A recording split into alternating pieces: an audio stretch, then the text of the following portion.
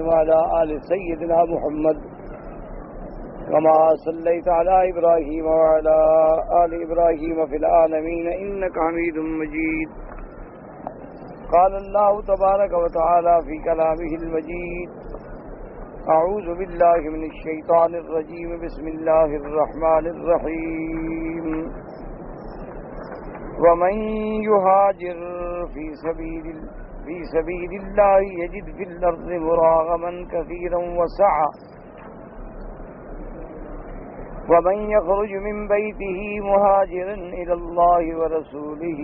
ثم يدركه الموت فقد وقع أجره على الله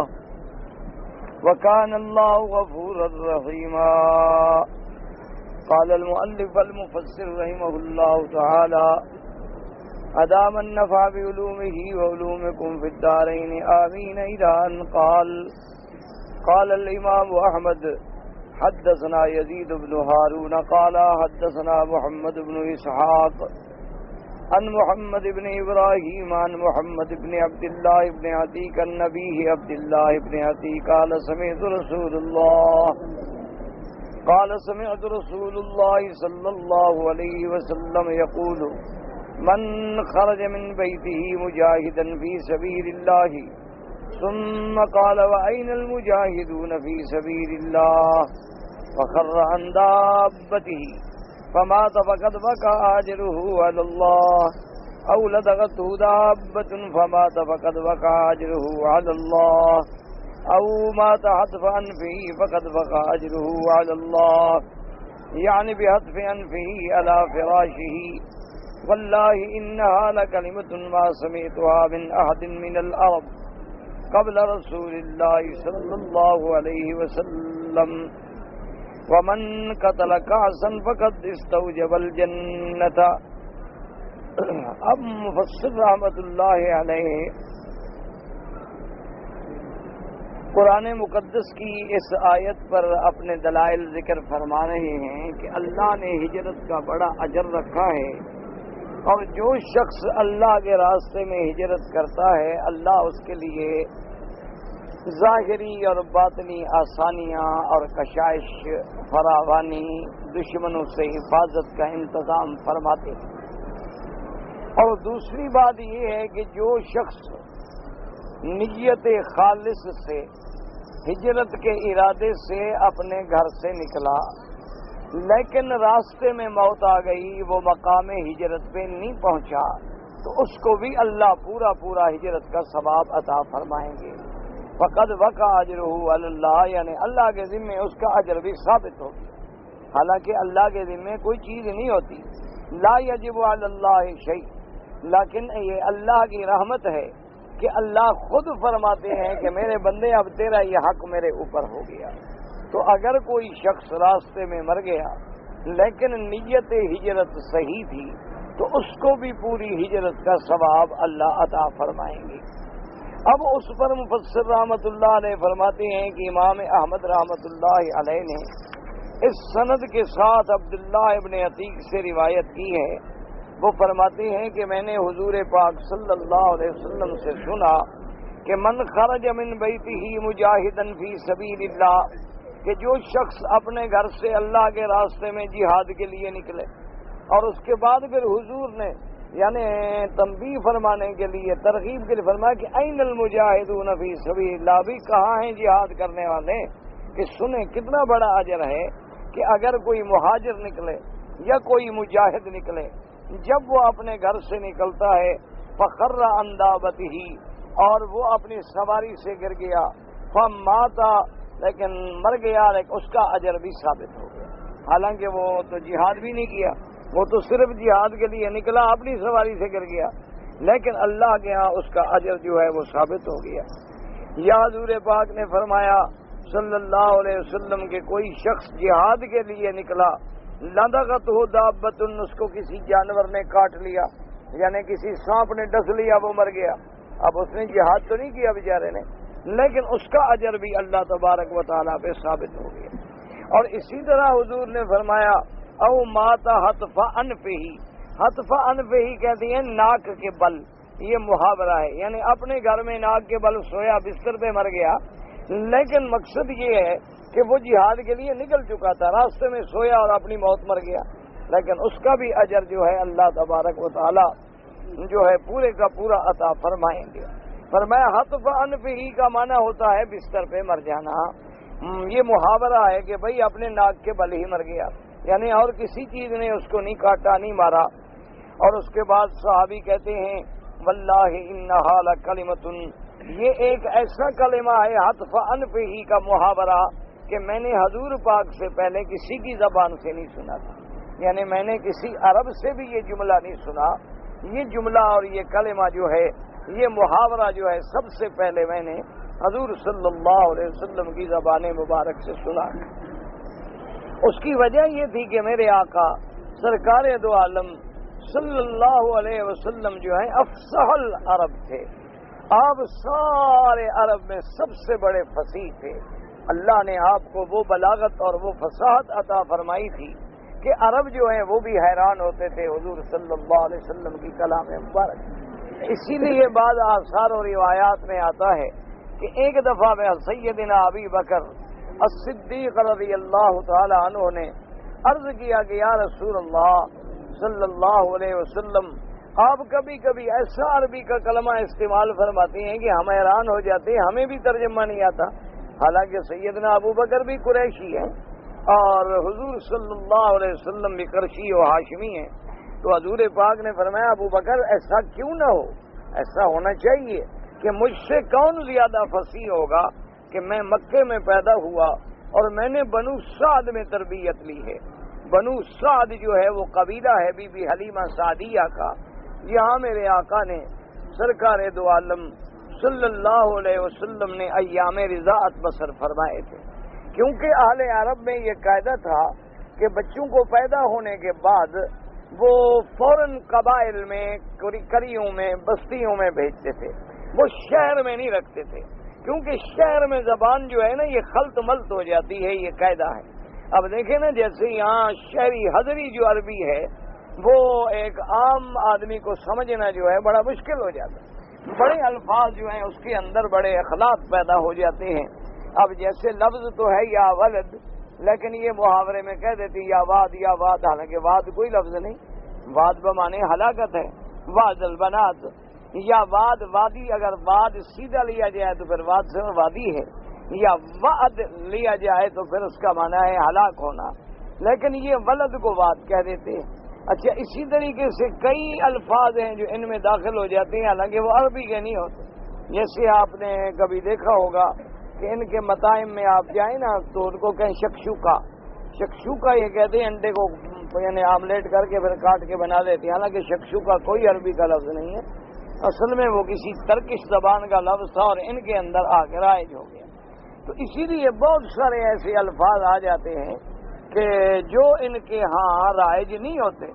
لیکن مختلف لوگ جو آتے ہیں تو ہر آدمی اپنا اپنا ایک آدھا لفظ چھوڑ جاتا ہے، کوئی مغرب کا چھوڑ گیا، کوئی الجزائر کا چھوڑ گیا، کوئی کسی اور عرب بلاد کا لفظ چھوڑ گیا، ان میں وہ رائج ہو گیا، ان کے اندر وہ رائج ہو گیا۔ اب جیسے آپ دیکھتے ہیں ہر جگہ لکھا ہوتا ہے پزا، پیزا، یہ حالانکہ اٹالین قسم کا ایک روٹی ہوتی ہے، تو اب یہ اسی میں پزا کہتے کہتے وہ عربی میں پزا بن جائے گا، حالانکہ اس کا عربی سے کوئی تعلق نہیں ہے، وہ تو ایک اٹالین لفظ ہے اور اٹلی زبان میں وہ استعمال کیا جاتا ہے جس کا عربی سے کوئی تعلق بھی نہیں، لیکن وہ استعمال ہوتے ہوتے تو اس لیے شہر میں وہ زبان فصیح نہیں رہتی۔ تو عرب یہ کرتے تھے اپنے بچوں کو دودھ پلانے کے لیے دیہات میں، قریوں میں بھیجتے تھے کہ وہاں خالص زبان ہوتی ہے، تو وہاں زبان گڑبڑ نہیں ہوتی، اختلاط نہیں ہوتا، اور جب بچہ بڑا ہو جائے تو پھر سمجھ لیتا ہے کہ بھی اصل لفظ تو یہ ہے اور یہ لفظ جو ہے۔ تو اس لیے حضور نے فرمایا کہ ابو بکر تو میری زبان اگر فصیح نہ ہو تو کس کی ہوگی، کہ میں نے سرزمین مکہ میں پیدائش اور اس کے بعد بنو سعد میں میں نے دودھ پیا ہے،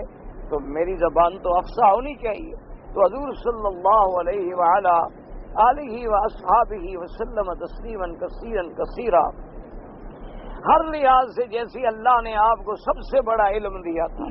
اسی طرح میرے اللہ نے آپ کو سب سے بڑا جمال، سب سے بڑا کمال،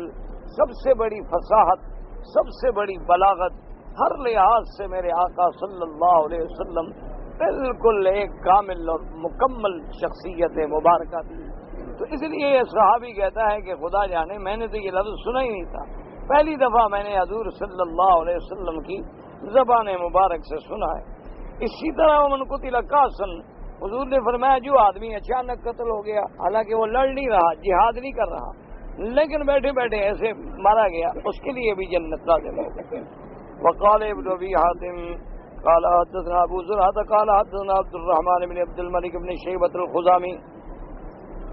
قال حدثني عبد الرحمن المغيرة الخزامی عن المنذر بن عبد الله عن هشام بن عروة عن النبي أن الزبير بن العوام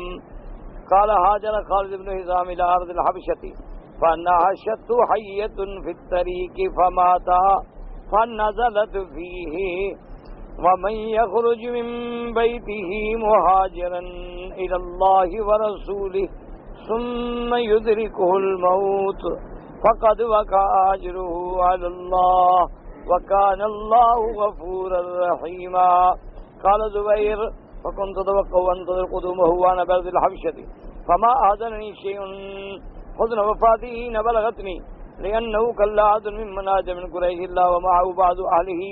أو ذوي رحمه فلم يكن معي أحد من بني يس بن عبد العزى فلا أرجو غيره وهذا الأسر غريب جدا. فإن هذه القصة مكية ونزول هذه الآية بدري فلعله أراد أنها تهم حكمه مع غيره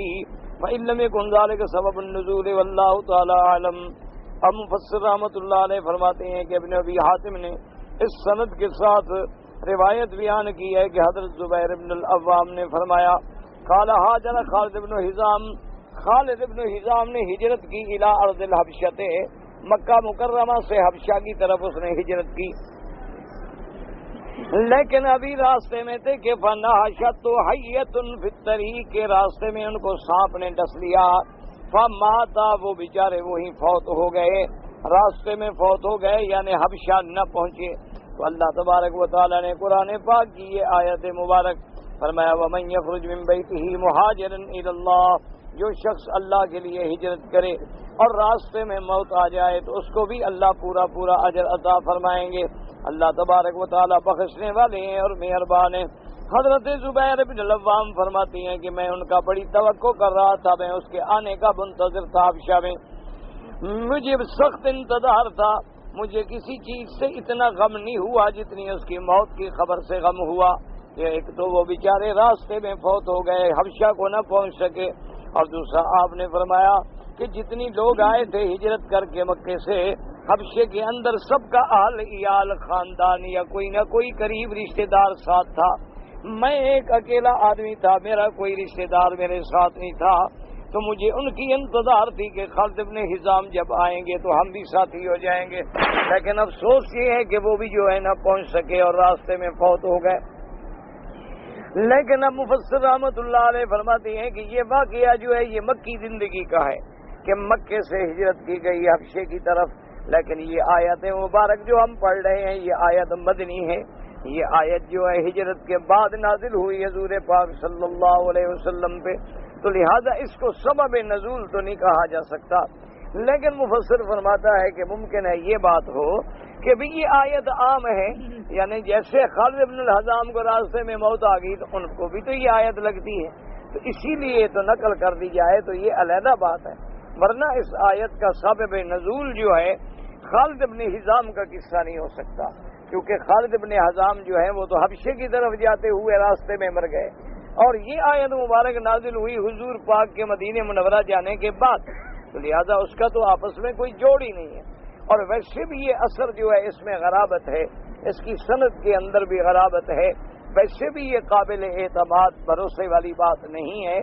لیکن بہرحال یہ آیت مبارک عام ہے اور قیامت تک اب اس کا حکم جاری ہے کہ جو شخص ہجرت کرے یا جو شخص جہاد کرے، حتیٰ کہ جو حج کے لیے نکلے وہ حج نہ کر سکے اور راستے میں مر جائے تو اللہ اس کو بھی پورے حج کا ثواب عطا فرماتے ہیں، اس کو بھی پوری ہجرت کا ثواب عطا فرماتے ہیں اور اس کو بھی پورے جہاد کا ثواب عطا فرماتے ہیں، کیونکہ انما الاعمال بالنیات، اعمال کی دار و مدار جو ہے وہ نیت پر ہے، اور جب انسان نیت کر کے نکل پڑا تو وہ اللہ کے راستے میں شمار ہو گیا.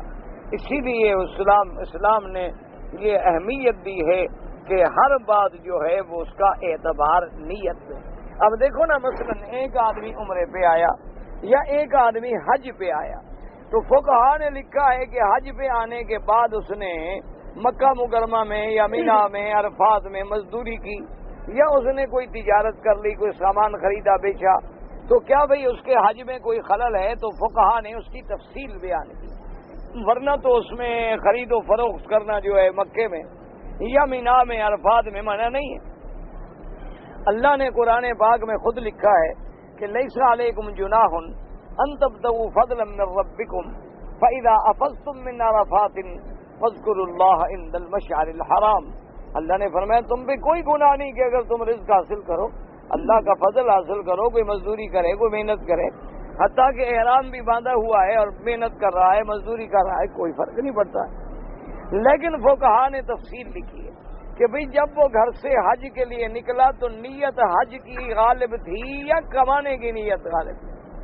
اگر دل میں نیت ہی یہ تھی کہ بھئی ہم جا رہے ہیں اور وہاں کمائیں گے، تو اس کا مطلب ہے کہ دنیا کی نیت غالب آ گئی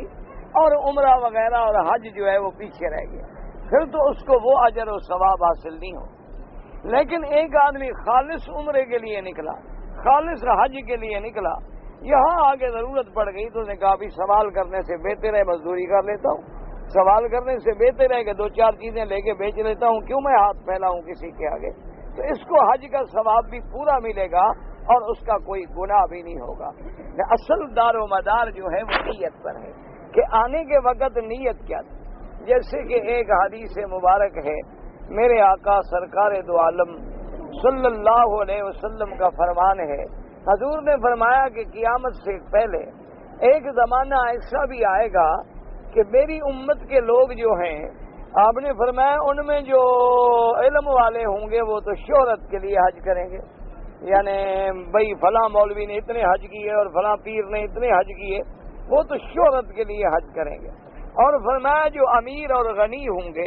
دنیا والے پیسے والے، وہ سیاحت کے لیے حج کریں گے، وہ یہ سمجھیں گے کہ چلو اس دفعہ پکنک پر مکے مدینے کو بھی دیکھائیں، چلو بھئی یورپ نہ گئے مکہ مدینہ چلے گئے، یہ بھی تو ایک نئی جگہ ہے، نہ دیکھیں وہاں کیا ہوتا ہے، ورنہ ان کا مقصد سیر ہوگا، مقصد ان کا حج یا عمرہ نہیں ہوگا۔ اور اسی طرح حضور نے فرمایا میری امت کا درمیانہ طبقہ جو ہے ان کا مقصد تجارت ہوگا کہ چلو بھئی ادھر سے سامان لے آئے اور مکے بیچ دیا اور مکے سے لے گئے اور وہاں بیچ دیا، سال کی کمائی بھی ہو گئی اور حج عمرہ بھی ہو گیا اور یہ بھی ہو گیا۔ ابھی ہر سال جی ماشاءاللہ مکے شریف جاتا ہے یہ بندہ، لیکن نیتوں کو تو اللہ جانتے ہیں نا بھی کیوں جاتا ہے۔ اور حضور پاک نے فرمایا کہ میری امت کے غریب جو ہیں وہ بھیک مانگنے کے لیے آئیں گے، وہ حج کرنے کے لیے نہیں آئیں گے، بلکہ ان کی نیت یہ ہوگی کہ بھی وہاں لاکھوں آدمی ہوتے ہیں، چلو بھی ہمیں کچھ نہ ہو تو کم ٹکٹ کے ویسے ہی نکل آئے، خرچہ بھی نکل آئے اور ہمیں کیا اگلے سال پھر آ جائیں گے۔ اس لیے آپ دیکھیں نا، بھیک مانگنے والے ہر سال دوسرے لوگوں سے بھی پہلے ٹکٹ لے کے پہنچ جاتے ہیں، کیونکہ ان کو پتا ہے کہ ہم نے سیزن کب آنا ہے۔ بھئی جب تم مانگ رہے ہو تمہارے پاس پیسہ نہیں، ٹکٹ کا نہیں، پھر اگلے سال کیوں آ رہے ہو؟ اور اس لیے حضور پاک صلی اللہ علیہ وسلم کا فرمان، اور آپ نے فرمایا حاجی تو بہرحال قلیل ہوں گے، جو خالص حج کے لیے آئیں گے وہ بہت تھوڑے ہوں گے۔ اب آپ خود اندازہ فرما لیں کہ اس دور میں جس میں ہم گزر رہے ہیں، کیا حضور کا یہ فرمان بالکل حقیقت بن کے سامنے نہیں؟ آپ دیکھیں نا کتنے حاجی آتے ہیں، وہ ان کو ہر بات کا پتہ ہے، لیکن احرام کا پتہ نہیں، عمرے کا پتہ نہیں، طواف کا پتہ نہیں، صفا مروہ دوڑنے کا پتہ نہیں، ان کو جناب حلق اور قصر کے احکام کا پتہ نہیں۔ آئے حج پہ ہیں، آئے عمرے پر ہیں، اس کا کوئی پتہ نہیں، باقی ہر بات کا پتہ ہے، مکان کا پتہ ہے، جگہ کا پتہ ہے، بس کا پتہ ہے، ریٹ کا پتہ ہے، گھڑیوں کا، ریڈیو کا، VCR کا، ایک ایک نمبر بھی وہاں سے لکھ کے لاتے ہیں کہ فلاں ماڈل خریدنا ہے۔ لیکن اگر پتہ نہیں ہے تو صرف حج کریں، کیونکہ وہ تو مقصد ہی نہیں نا، چلو جیسے لوگ کریں گے ہم بھی کر لیں گے، بس لوگوں نے طواف کر لیا، انہوں نے کسی نے 6 چکر کیے اس نے بھی 6 کر لی، کسی نے 8 کیے تو اس نے بھی 8 کر لی، کوئی 4 چکر لگا کے بس کر دے وہ بھی بس کر دے گا، چلو بھی ساتھیوں نے ختم کر دیا ہم نے بھی ختم کر دیا۔ تو اصل وجہ کیا ہے کہ وہی عالم ہو گیا ہے کہ اکثر جو ہے یعنی مولوی اور پیر وہ تو اللہ قلیل من عبادی الشکور، جو اللہ والے ہیں ان کا تو خیر بھائی کسی کو پتہ ہی نہیں ہوتا، وہ تو کسی کو بتاتے تھوڑا ہے کہ ہم حج پہ جا رہے ہیں، وہ نہ ان کو شہرت مقصود، نہ ان کو پروپیگنڈا مقصود، نہ کسی کو دکھانا مقصود، بلکہ ان کا تو کسی کو پتہ لگ جائے تو وہ جگہ اور وہیں اور چھپ جائے، بھی کیوں خام خام شہرت کریں۔ یہاں حضرت حبیب اللہ لاہوری رحمۃ اللہ علیہ رہتے تھے، بڑی زندگی انہوں نے گزاری، حضرت لاہوری کے فرزند تھے رحمۃ اللہ علیہم اجمعین۔ ہم نے دیکھا ہے ان کو، ہمیں زیادہ تو ان سے بات کرنے کا موقع نہیں ملا، بہت بڑے عالم تھے، بہت بڑے عابد تھے، بڑے اللہ والے تھے، ہم نے بہرحال زیارت ان کی ہے۔ تو آخری عمر میں تو انہوں نے لوگوں سے ملنا جلنا بھی چھوڑ دیا تھا، اور وہ جب طواف کرتے تھے نا، میرے خیال میں ہم 10 طواف کر لیں تو ابھی ان کا ایک بھی پورا نہیں ہوتا تھا، یعنی ان کی طواف کرنے کا انداز ایسا ہوتا تھا، اتنے ادب سے اور اتنا آہستہ آہستہ آرام سے خشوع سے خضوع سے چلتے تھے کہ ہم لوگ 10 طواف کر لیں اور ان کا ایک طواف بھی مکمل ہے۔ اور ماشاءاللہ پھر یہ ہے کہ ان کی عبادت کے کچھ حصے بنے ہوئے تھے کہ بھئی ان دنوں میں طواف کرنا ہے، بس جب دیکھو طواف میں ہے، اور ان دنوں میں نوافل پڑھنی ہے، بس جب دیکھو نوافل پہ کھڑے ہیں۔ اچھا، کسی لوگوں کو پتہ لگ جاتا کہ بھئی یہاں بیٹھتے ہیں، دوسرے دن وہاں نہیں بیٹھتے، تاکہ نہ کوئی مجھے چھیڑے اور نہ میں کسی کو چھیڑے، نہ کسی سے بات کرتے تھے الا قلیل، کوئی مجبور ہو کر ہاں اور نہ میں، وہ کہتے جتنی دیر میں لوگوں سے باتیں کروں اتنی دیر اللہ کا ذکر کیوں نہ کروں، اتنی دیر میں اللہ تبارک و تعالیٰ کی یاد میں کیوں نہ بسر کروں۔ تو جو اللہ والے ہوتے ہیں میرے بھائی، وہ تو چھپتے ہیں، وہ اپنی بزرگیاں ظاہر نہیں کرتے، وہ تو اپنی کرامات اگر کوئی اللہ بھی ظاہر کرتے تو وہ چھوڑو بھائی ایسے واقعہ اتفاق ہو گیا، اللہ کے بندے اس میں کون سی ہماری کرامت تھی۔ وہ تو الٹا اپنے آپ کو پردہ ڈالتے ہیں کہ بلا وجہ ہماری شہرت نہ ہو، ہم کسی ریا میں سمعت میں نہ مبتلا ہو جائیں۔ تو لیکن جو عام حالت ہے وہ یہی ہے کہ وہ شہرت کے لیے، اور دنیا والے جو ہیں سیاحت کے لیے، اور درمیانہ طبقہ جو ہے وہ تجارت کے لیے، اور غریب جو ہے وہ بھیک مانگنے کے لیے۔ باقاعدہ یہاں پارٹیاں آتی ہیں، لوگ باقاعدہ مقرر ہیں کہ بھی ہم تمہیں ٹکٹ بھیجیں گے، تم یہاں آؤ، بھیک مانگو گے، تو یہاں کمرہ، رہائش، کھانا سب ہمارے ذمہ، لیکن جو کمائی ہوگی وہ آدھی تمہاری اور آدھی ہماری۔ باقاعدہ پارٹیاں ہیں جو بھیک مانگنے والوں کو لنگڑے اندھے سب منگواتے ہیں، یہ باقاعدہ ایک کاروبار ہے، باقاعدہ ایک بزنس ہے اور ایک تجارت ہے کہ بھی اس دفعہ 10 اندھے جو منگوائیں جی 10-10 ہزار ہی مل جائے، لاکھ تو بن گیا، اور کس کام میں ملے گا لاکھ۔ اچھا، وہ جناب یہ ہے کہ بھئی شام کو کٹھے اس کو کمرے میں لے جائے گا۔ اچھا، ایسے بھی آپ دیکھیں گے کہ لنگڑے ہیں، معذور ہیں، اور باہر گاڑیاں ان کا انتظار کر رہی ہوتی ہیں، بھئی ہمیں تو کوئی گاڑی پہ نہیں اٹھاتا، تو ورنہ پیسے دینے پڑتے۔ وجہ کیا ہے کہ وہ پارٹیاں ہیں، ان کی باقاعدہ گینگ ہیں، مافیے بنے ہوئے ہیں۔ اللہ تبارک و تعالی ہر عذاب سے بچائے۔ دعا کرو اللہ تبارک و تعالی مسلمانوں کو ہدایت کے فیصلے۔ دولت کمانے کے لیے یعنی آدمی اس مقام پہ پہنچا ہے کہ اندھا بھی لانا پڑے، لنگڑا بھی لانا پڑے۔ اچھا، بعض لوگ تو ہم نے ایسے بھی سنے ہیں خرکار کہ اپنے بچوں کے ہاتھ توڑ دیتے ہیں تاکہ معذور ہو اور پیسے زیادہ مانگ کے آئے۔ اللہ تبارک و تعالیٰ ان ظالموں پر کیا کہیں، یہی کہہ سکتے ہیں کہ بھی ہدایت دے، اور کیا۔ اور دیکھ لیں کہ حرمین الشریفین میں اور بلد اللہ الامین میں کتنے لوگ ہیں جن کا نشے میں سر کٹ گیا، لیکن پھر بھی ظالم اپنے ظلم سے باز رہے۔ کیوں؟ مقصد کیا ہے؟ پیسہ، کہ ہمیں پیسہ ملتا ہے، کوئی برباد ہو، کوئی مرے، کوئی تباہ ہو تو کیا ہو جائے گا۔ انا للہ و انا الیہ راجعون۔ تو ہر عمل کا مدار نیت سے۔ اب دیکھو تم گھر سے آئے ہو، اسی لیے صحیح حدیث مبارک میں ہے کہ آپ مغرب کی نماز پڑھ کے اب عشاء کی نماز پڑھنے کے لیے حرم میں بیٹھ گئے، آپ چپ کر کے بیٹھے ہوئے ہیں، کوئی نماز نہیں پڑھ رہے، قرآن بھی نہیں پڑھ رہے، کوئی ذکر نہیں کر رہے، اللہ فرشتوں کو فرماتے ہیں کہ میرے بندے کا لکھ دو کہ نماز پڑھ رہا ہے۔ تو عرض کرتے ہیں اللہ میاں وہ تو بیٹھا ہوا ہے، کوئی نماز نہیں پڑھ رہا۔ میں انتظار نماز میں بیٹھا ہے تو گویا نماز کے حکم میں بیٹھا ہوں۔ تو اللہ تبارک و تعالیٰ اس کی وہی نماز لکھتے ہیں، کیونکہ دار و مدار اس کے عمل پر ہے۔ اسی لیے حدیث مبارک میں آتا ہے کہ جو آدمی جوانی میں مثلا 10 طواف کرتا تھا، رات کو 8 رکعت تہجد پڑھتا تھا، سورج نکل آنے کے بعد 4 رکعت اشراق پڑھتا تھا، اور روزانہ 1000 دفعہ درود شریف پڑھتا تھا، اب بیچارہ بیمار ہو گیا یا بوڑھا ہو گیا، نہیں کر سکتا، تو اللہ حکم دیتے ہیں فرشتوں کو کہ میرا بندہ جو کچھ کرتا تھا سارا لکھتے رہو۔ اور کہتے ہیں اللہ میاں وہ تو نہیں کر رہا، فرمایا وہ تو معذور ہو گیا نا، جب تک تکڑا تھا تو کرتا تھا، اب نہیں کر سکتا، تم لکھتے رہو کہ کر رہا ہے۔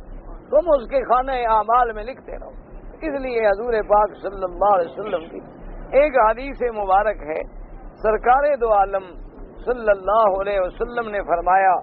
آپ نے فرمایا کہ میں نے دیکھا ہے،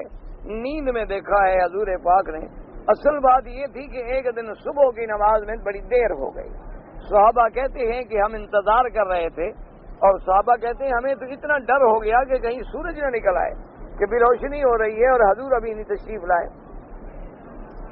اور اس کے بعد جو ہے حضور پاک آئے، فوراً تکبیر ہوئی اور حضور پاک نے جلدی تخفیف سے نماز پڑھائی، یعنی لمبی صورتیں نہیں پڑھی، چھوٹی چھوٹی صورتیں جو تھیں وہ تلاوت کی، اور نماز پڑھنے کے بعد فرمایا ابھی بیٹھ جاؤ، اپنی جگہ پر بیٹھ کے رہو۔ صحابہ کہتے ہیں ہم بیٹھ گئے۔ حضور نے فرمایا اصل دیر اس لیے ہو گئی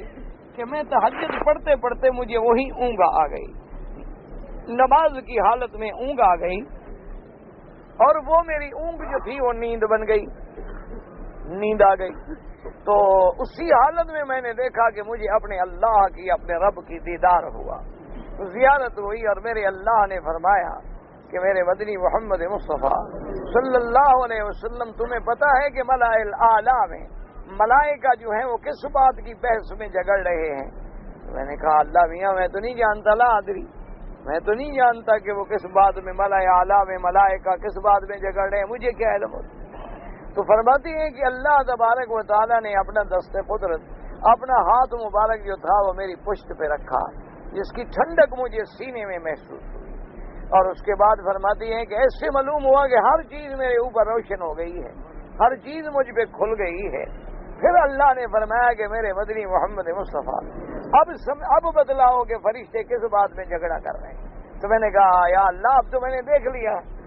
نے دیکھ لیا ہے وہ کفارات میں جھگڑا کر رہے ہیں۔ تو اللہ نے فرمایا وہ کفارات کیا ہیں؟ کفارات کا معنی ہوتا ہے وہ چیزیں جو گناہوں کو مٹا دیں۔ تو حضور صلی اللہ علیہ وسلم نے فرمایا کہ وہ اس بات میں جھگڑا کر رہے ہیں کہ یہ کفار ہیں الخطا الی المساجد، کہ مسجد کی طرف چل کے آنا جو ہے یہ بھی گناہوں کو مٹا دیتا۔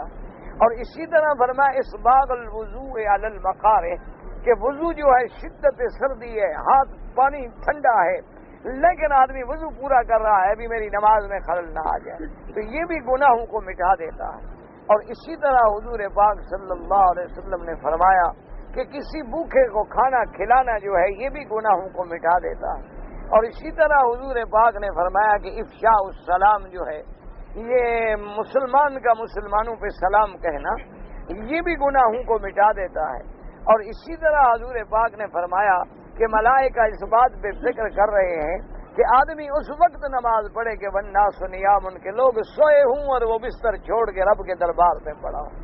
تو یہ چیزیں جو ہیں گناہوں کو مٹا دیتی ہیں۔ تو اس لیے حضور پاک صلی اللہ علیہ وسلم نے فرمایا کہ اصل بات کیا ہے کہ جب آدمی نیت کر کے نکلا ہے تو بس اللہ کے حساب میں وہ شمار ہو گیا، اللہ تبارک و تعالیٰ اس کو اس کا پورا اجر عطا فرماتے ہیں، اور اس کے کسی اجر میں کوئی کمی نہیں آتی۔ اس کی نیت ہے، تڑپ ہے، لیکن نہیں ہے۔ ایک آدمی غریب ہے لیکن نیت ہے کہ مولا مجھے بھی دولت دے تو تیرے راستے میں لٹا دوں گا، اللہ اس کو نیت کا ثواب عطا فرماتے ہیں۔ ایک آدمی کو جہاد کا موقع نہیں ملا لیکن نیت ہے کہ میرا مولا اگر تو نے کبھی موقع دیا تو ہم تیرے راستے میں جہاد کریں گے، تو اس نیت کا بھی اللہ تبارک و تعالیٰ اس کو ثواب عطا فرماتے ہیں۔ اسی لیے ہے کہ نیت المؤمن خیر من عملہ، کہ دار و مدار انسان کا جو ہے وہ نیت پہ ہے، کہ نیت ہے تو اس پر عمل مرتب ہوگا، اگر نیت ہی نہیں ہے تو عمل مرتب نہیں ہوگا،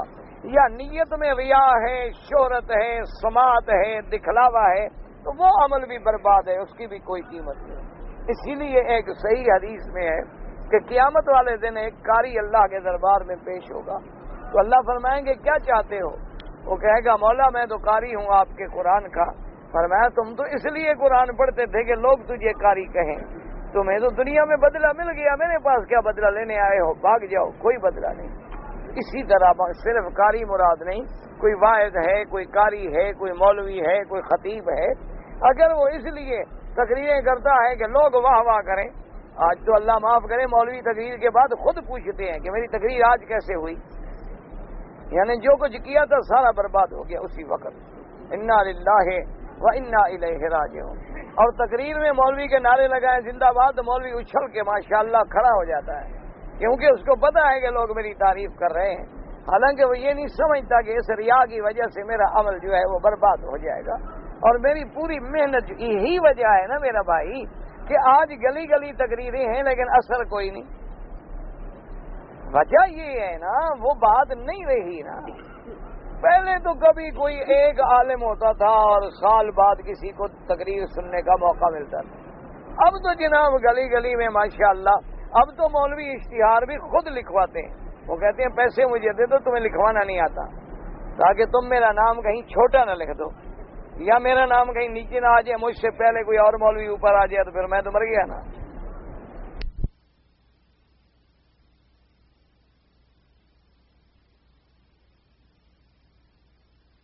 اس مصیبت سے بچائے کہ جب مولوی دین بیان کرنے والے اس عذاب میں پڑ گئے، اللہ تبارک و تعالی۔ اچھا کتنے اور جناب دین اسلام کا نام لینے والے اور جلسے میں بھنگڑے، جلسے میں ناچ، جلسے میں ڈانس، جلسے میں، یہ کون سا اسلام ہے؟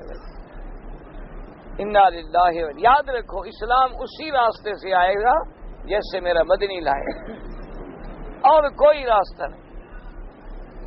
ایک بات ہمیشہ یاد رکھیں، لن یصلح آخر هذه الامت الا كما صلح به اولها، اس امت کے آخر والے ٹھیک نہیں ہو سکتے مگر اسی طرح جیسے پہلے ٹھیک، یعنی جب تک ہم منہج نبوی پہ نہیں چلیں گے کبھی اصلاح نہیں ہو سکتی۔ آپ کہیں کہ جمہوریت میں اسلام آ جائے، آپ کہیں کہ پارلیمانی نظاموں میں اسلام آ جائے،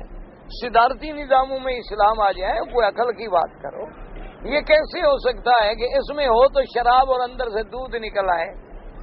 یہ کبھی نہیں ہو سکتا۔ جب وہ نظامی کافرانہ ہیں تو ان کے اندر سے اسلام کیسے نکل آئے گا؟ ایک ہمیشہ یاد رکھو، دیکھو نا بھائی، اب جمہوریت ہے، ووٹ ہے، ووٹوں کا معنی یہ ہوتا ہے جس نے زیادہ ووٹ لے لیے وہ جیت گیا، جس نے تھوڑے لے لیے وہ ناکام ہو۔ جدھر اکثریت آ گئی وہ قانون بن گیا، جدھر نہ آئی وہ رہ گیا۔ اور اسلام تو یہ کہتا ہے کہ ساری کائنات کی مخلوق ایک طرف کھڑی ہو جائے تو اللہ کا حکم نہیں بدل سکتا، یعنی ساری مخلوق اکٹھی ہو جائے، پوری دنیا میں جتنا اللہ نے مخلوق پیدا کی ہے ساری اکٹھی ہو جائے کہ جی زنا حلال کر دو، ہو سکتا ہے؟ ساری مخلوق اکٹھی ہو جائے کہ جناب شراب کو عام کر دو، حلال کر دو، وہ تو نظام ہی ایسا ہے کہ حکم اللہ کا ہے، بندہ خلیفہ ہے، اس کے حکم کو چلانے والا، نافذ کرنے والا، تابع اسی کے حکم کے رہے گا، اس کا حکم نہیں بدل سکتا، اس کے حدود نہیں بدل سکتے۔ اسی لیے تو میرے پاک نبی نے بات ہی ختم کر دی نا، جب آپ سے کہا گیا کہ رعایت کریں تو فرمایا لو ان فاطمہ بنت محمد سرقت اعاذها اللہ لقطعت یدها، فرمایا کیا سفارش کر رہے ہو، اگر میری بیٹی بھی چوری کرے تو میں ہاتھ کاٹ دوں گا، کہ اللہ کے حدود نہیں بدل سکتے۔ لیکن آج تو ہر چیز بدل گئی ہے، دعا کریں بس اللہ تبارک و تعالی سے، ہم اور آپ کچھ نہیں کر سکتے، یاد رکھو ہمارے پلے میں کیا ہے، ہم تو خیر ویسے بھی بیکار لوگ ہیں، مولوی تو ایسے بیچارے آخری صف کے لوگ ہیں، لیکن آپ دعا کیا کریں دل سے کہ جتنے اسلامی ملک ہیں اللہ وہاں اپنی رحمت سے قرآن و سنت کا راستہ جاری فرمائے، قرآن و سنت کا نظام نافذ فرمائے، ورنہ کوئی بچ نہیں سکتا۔ ایک بات یاد رکھو، اللہ کے نظام کے سوا کہیں امن نہیں، اللہ کے نظام کے سوا پھر بھوکا مرنا ہے، اللہ کے نظام کے سوا نہ ظاہر میں امن نہ باطن میں امن۔ جب تم اللہ کا نظام چلاتے ہو نا، اللہ راضی ہو جاتے ہیں، تو بس اللہ مخلوق کو حکم کر دیتے ہیں بھی ٹھیک ہو جاؤ، بس مخلوق ٹھیک ہو، مخلوق کو ڈنڈے سے تھوڑی ٹھیک ہو سکتی ہے، مخلوق کو تو خالق ٹھیک فرماتے ہیں، اللہ تبارک و تعالیٰ ہی ٹھیک فرماتے ہیں۔ دیکھو نا اب اللہ نے حکم دے دیا، پرند چرند جانور چیونٹیاں حشرات کیڑے مکوڑے سب سلیمان علیہ السلام کے پابند ہو جاؤ، حاضر۔ جنوں جیسی سرکش قوم، اللہ نے فرمایا تم سب سلیمان علیہ السلام کے پابند ہو، جو سلیمان حکم دے، سلیمان علیہ السلام محفل میں بیٹھے ہوئے ہیں، تو ہم نے تو آج ترقی کی ہے نا، یہ ہزاروں سال پہلے کی بات ہے، بیٹھے ہوئے ہیں، فرمایا ایکم یاتینی بعرشہا قبل ان یاتونی مسلمین، کون ہے جو ملکہ بلقیس کا تخت جو ہے صنعا سے لے کر شام میں پہنچا دے؟ یمن اور شام کا فاصلہ دیکھ لیں۔ قال عفریت من الجن، ایک جن کھڑے ہوئے، انہوں نے کہا حضرت میں لا سکتا ہوں، لیکن اتنی دیر لگے گی جتنی دیر آپ مجلس میں بیٹھتے ہیں نا، اتنی دیر لگے گی، میں لے آؤں۔ انہوں نے فرمایا یہ تو بڑی دیر ہے، ہم اس سے جلدی چاہتے ہیں، یعنی 1 گھنٹہ بھی گوارا نہیں حضرت کو۔ فرمایا یہ تو بڑی دیر ہے، گھنٹہ میں انتظار میں بیٹھے رہو۔ قال الذی عنده علم من الکتاب، ایک اللہ والے اٹھے جن کو اللہ نے اپنا علم کتاب عطا فرمایا تھا، بعض علماء نے لکھا ان کے پاس اسم اعظم تھا، جو بھی تھا بہرحال وہ علم من الکتاب تھا۔ اس نے کہا انا آتیک بہ قبل ان یرتد الیک طرفک، انہوں نے کہا حضرت کیا ہے، آپ ذرا آنکھیں تو بند کریں۔ بند کیا، کھولا آگے رکھا ہے۔ میرے بھائی جب تم اللہ کے تابع ہو جاؤ گے، جب تم فرمانے خدا بندی پہ چلو گے، تو پھر اللہ کی رحمتیں بھی تمہارے پاس آ جائیں۔ اور جب دیکھو نا، مجھے آپ ایک بات بتائیں، آپ کو اگر میں بلاؤں کہ بھائی صاحب ادھر آؤ ایک دفعہ، اور وہ نہ سنے، نہ آئے،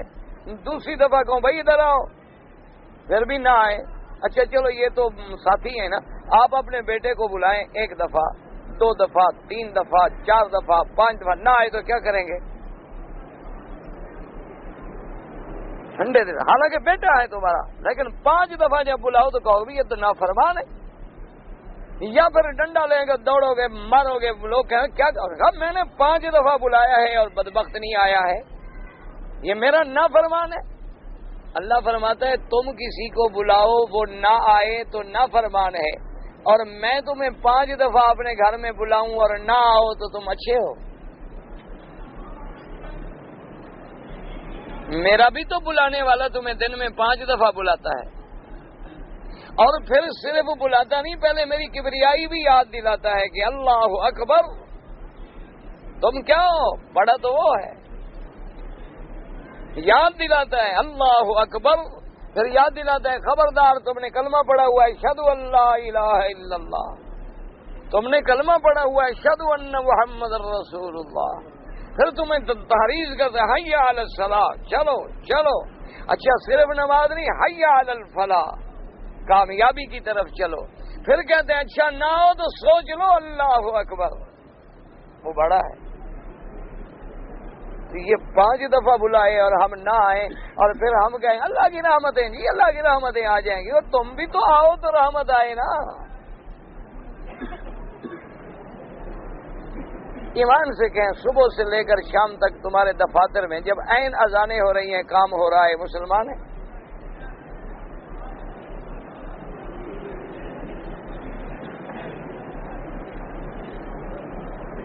یعنی اتنا دکھ لگتا ہے کہ ہمارے تو بھائی کچھ ہے ہی نہیں، بس میں مولوی کے پاس کیا ہوتا ہے، زبان ہوتی ہے بس۔ ہم حضرت بخاری رحمۃ اللہ علیہ فرماتے تھے کہ بھائی ہم کہتے کہتے مر جائیں گے اور لوگ سنتے سنتے مر جائیں گے، بات وہی رہے گی جہاں تھی۔ فرماتے ہمیں بھی کہنے کی بیماری ہو گئی ہے، نہ کہیں نا تو ہم بیمار ہو جائیں، کوئی عادت ہو گئی نا بولنے، اور آگے ہماری کوئی نہ سنے تو ہم تو پاگل ہو جائیں، اور لوگوں کو بھی عادت ہو گئی ہے چلو یار چٹخارا ہے سن لو کیا کہتا ہے، اچھا کبھی یہ مولوی سن لو، کبھی وہ سن لو، کبھی اس کو بھی دیکھو، کبھی اس کی، ذرا تھوڑا تھوڑا مذاق چکھا کرو نا، ذرا رونق میلہ رہتا ہے نا، ٹھیک ہے۔ اور کبھی ماشاء اللہ جناب یوم حسین بھی منا لیا، کبھی یوم صدیق بھی منا لیا، کبھی ماتم میں بھی آ گئے اور کبھی جناب توحید میں، کبھی قبروں پہ سجدے اور کبھی تعزیے پہ پھول، مارا کیا ہے؟ انا للہ و انا الیہ راجعون۔ بس دعا کریں، اور کوئی چیز بس میں نہیں ہے، کیونکہ وہ ایک مثال مشہور ہے نا، جب آدمی بیمار ہو اسپتال میں داخل کرو، آئی سی یو میں، اور ڈاکٹر نکلے نا، پوچھو ڈاکٹر صاحب کیا حال ہے، وہ کہتا ہے دعا کرو۔ کیا معنی؟ اشارہ ہوتا ہے کہ اب دوا شوا تو کچھ نہیں لگتا، دعا کرو وہ شاید بچا لے۔ اب امت کا حال یہی ہے کہ جیسے حالی نے کہا تھا نا کہ خاصان رسول وقت دعا ہے، امت پہ تیری آ کے عجب وقت پڑا ہے۔ اب تو امت اس وقت میں پڑی ہے کہ بس وہ بچا لے، جیسے قرآن نے فرمایا وَكُنْتُمْ عَلَىٰ شَفَا حُفْرَةٍ مِّنَ النَّارِ فَأَنْقَذَكُم مِّنْهَا۔ اللہ فرماتے ہیں تم تو جہنم کے گڑھے کے کنارے پہ پہنچ گئے تھے، گرنے والے تھے کہ ہم نے کھینچ لیا۔ بس دعا کرو اب بھی ہمیں وہ کھینچ لیں ورنہ ہم گرنے والے۔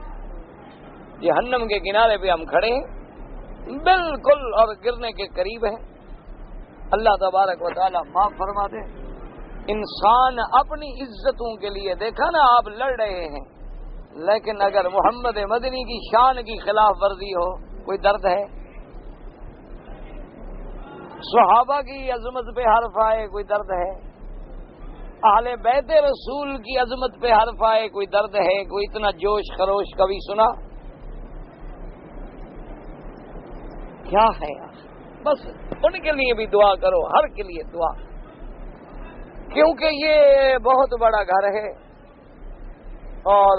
دل سے دعا نکلے نا۔ اب بھی میرا یقین ہے ہم جتنے گندے ہیں لیکن اس کا کرم ضرور ہوگا، یعنی مجھے اللہ کی رحمت سے نا امیدی نہیں ہے کہ ہم جتنے بھی گندے ہیں، اس میں کوئی شبہ نہیں کہ ہم گندگی کی آخری حد میں ہیں،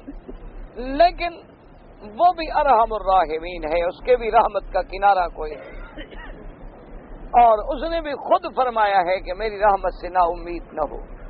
لا تقنطوا فرمایا کہ یا عبادی الذین اسرفوا علی انفسہم لا تقنطوا بالرحمت اللہ۔ اور دوسری جگہ اس سے بھی بڑا لفظ ہے، فرمایا انہ لا ییأس من روح اللہ الا القوم الکافرون، اللہ کی رحمت سے نا امید تو صرف کافر ہوتے ہیں۔ تو ہم لوگ الحمدللہ چلو کلمہ تو پڑھتے ہیں نا جی، جیسے گندے ہیں بس دعا کریں ایک تو اللہ ان لوگوں میں جو دین کے نام پہ فتنہ کرتے ہیں نا، اللہ ان کو ہدایت، اللہ تبارک و تعالی ان کو ہدایت دے اور ان کو صراط مستقیم نصیب فرمائے۔ اور اسی طرح دعا کرو کہ جن کے ہاتھ میں کچھ اختیار ہے اللہ ان کو دین پہ لگا دے، اللہ تبارک و تعالی ان کو دین محمد مصطفیٰ صلی اللہ علیہ وعلا آلہ واصحابہ وسلم تسلیما کثیرا کثیرا اس پہ لگا دیں۔ اللہ تبارک و تعالی رحمتوں کے فیصلے فرما دیں اور اللہ ہمارے گناہ معاف فرما دیں اور اللہ عالم اسلام پہ اپنی رحمتیں برسا دیں۔ فرمایا وقال ابن ابی حاتم حدثنا سلیمان بن داؤد مولا عبداللہ بن جعفر قال حدثنا صالح بن عثمان قال حدثنا عبد الرحمن بن سلیمان قال حدثنا اشعث بن سوار عن عكرمة بن عباس رضی اللہ تعالی عنہما قال خرج ابن جندب الى رسول اللہ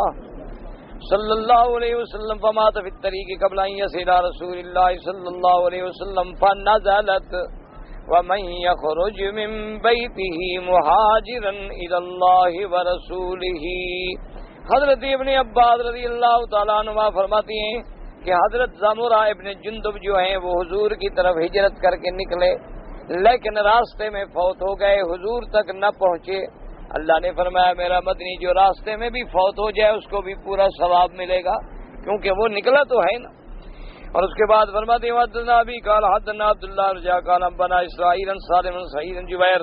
عن زمرة بن عیسی الزرقی الذی کان مصاب البصر وکان بمکہ فلما نزلت الا المستضعفین من الرجال والنساء والبلدان لا يستطيعون حيلة فقلت اني لغني وان ذو حيلة تجاهد يريد النبي صلى الله عليه وسلم الموت بالتنعيم ونظر هذه الآية۔ اب جناب فرماتے ہیں کہ زمرد بن العیس الزرقی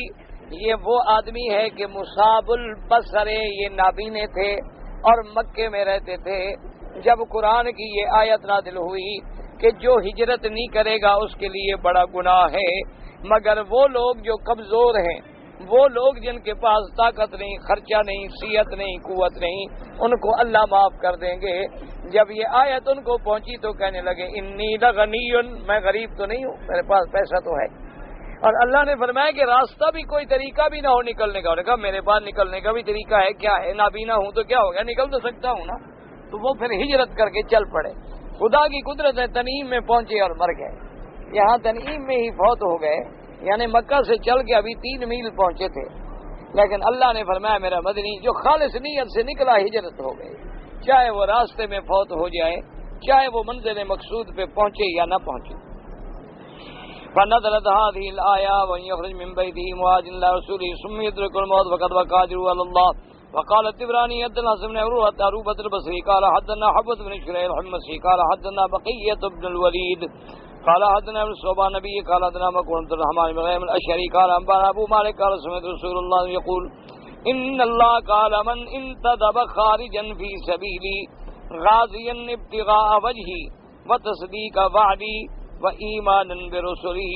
وهو في زمان على الله إما يدفع بالجيف في الجنة وإما يدفع في زمان الله وإن طالب عبدا فنغزه الترد العالي وما نال من أجر وغنيمة ونال من فضل الله ومات وقتل أو رفضت فرسه وبيره ولدغته حامة ومات على فراشه بيهة شاء اللہ فهو شہید۔ اب جناب فرماتے ہیں، ابو مالک فرماتے ہیں کہ میں نے حضور پاک سے سنا، آقا انعامدار فرماتے ہیں کہ اللہ کا ارشاد ہے کہ جو شخص میرے راستے میں چلے اور جو شخص غازی بن کے نکلے اور مقصد صرف میری رضا ہو، اللہ کے احکام کی تصدیق ہو، اللہ کے رسولوں پہ ایمان ہو، اللہ فرماتے ہیں کہ اب وہ میری ذمہ داری میں ہے، میری زمان میں ہے، چاہے وہ لشکر میں لڑتے شہید ہو جائے جنت میں جائے گا، یا چاہے زندہ واپس جائے تب بھی اللہ کی زمان میں ہے، اور چاہے عبد بھی اس کے ساتھ ہو، حتیٰ کہ اپنا وہ یعنی اس کو غنیمت بھی ملی، عبد بھی ملا، وہ لے کے اس کو اس کے گھر میں پہنچائے، مال بھی ملا، عبد بھی ملا، اور پھر بھی میں اس کو اجر عطا فرماؤں گا۔